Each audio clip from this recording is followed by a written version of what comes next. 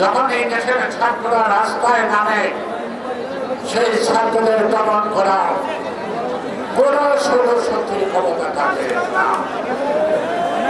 আজকে আমাদের যা কিছু প্রাপ্তি সবকিছু আমরা উৎসর্গ করছি বাংলাদেশের ছাত্র সমাজের কাছে। এই ছাত্র সমাজ নামছে বলেই তাদের উপর বিশ্বাস করে লক্ষ লক্ষ জনতা তাদের সামনে নেমেছে। সাইন বুকে তুলে নিয়ে সবাইকে বলতে শিখেছে, সবাইকে বাঁচার জন্য সাহসী হওয়া জিজ্ঞেস করছে। আপনারা জানেন ফাঁসিবাদের সরকারের পতন হয়েছে, এখন কিন্তু বাংলাদেশে এখনো কোনো সরকার নাই।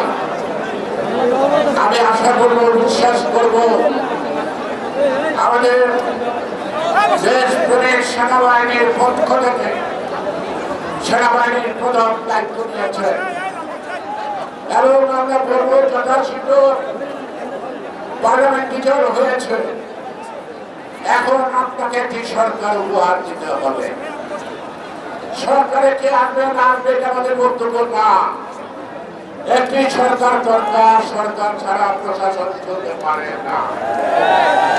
সেই কারণে যত তাড়াতাড়ি সম্ভব এই যে সরকারের শূন্যতা, এই শূন্যতাটা পূরণ আপনাদেরকে করতে হবে।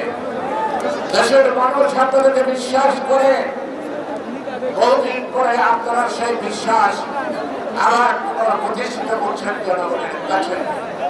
বাকি কাজটা করে আমাদের যে আন্দোলন এক দফার একটি নিরপেক্ষ এবং সুষ্ঠু অবাধ নির্বাচন, জনগণের ভোটের অধিকার। আমরা বলবো সরকার গঠন করেন এবং গণতান্ত্রিক পথে উত্তরণের যাত্রা শুরুর সূচনা করেন।